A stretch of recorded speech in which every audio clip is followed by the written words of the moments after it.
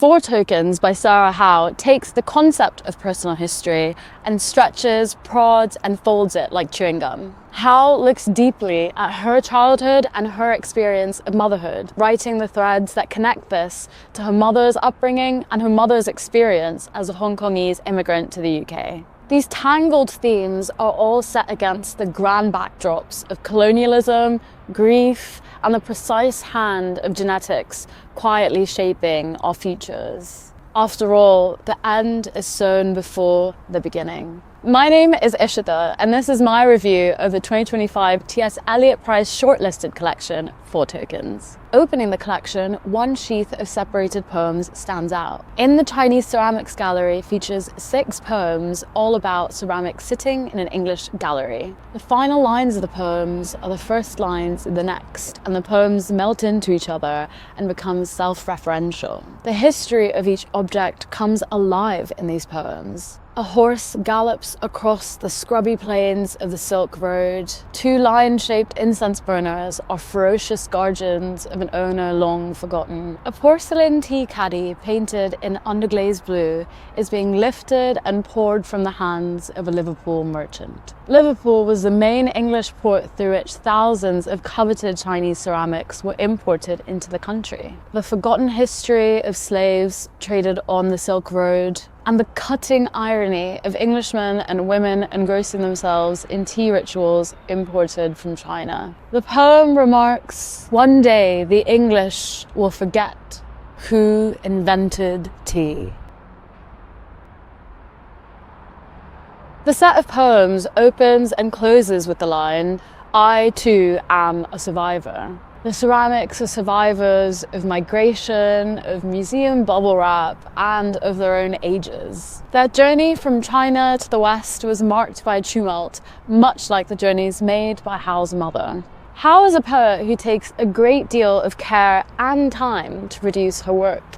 There is a 10-year gap between Four Tokens and Loop of Jade, her debut collection. Since then, she's had children and suffered the death of her nephew and father. In an interview with the T.S. Eliot Prize, Howe says that parenthood forced her to revisit her childhood, as well as her relationship with her mother, encoding this searching into Four Tokens. Time is a motif in this collection, particularly the way that time is written into the histories of objects. Objects like cracked ceramics, vintage calendars with images of an older Hong Kong, and faded photo albums. These objects form the archive that Howe uses to understand her past. But how reliable are these objects, and how reliable are the narratives we tell ourselves about our history?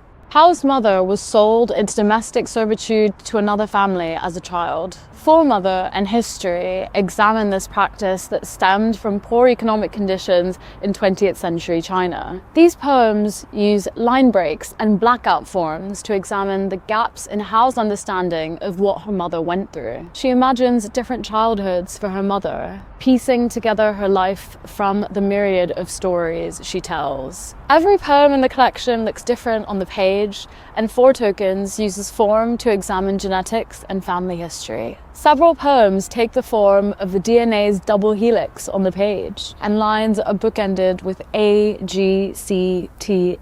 Howe is incredible at being inventive with form, and some poems even play with the alphabets within words. Undersong 1 repeats and rotates the words ovum, morn, mum, moon. Undersong 2 uses words like Bible and draft to create hundreds of combinations and permutations. Cradles, bills, graft, hells. She mixes and matches alphabets to genes and uses letters in a way that remind the reader of the infinitude of genetic material.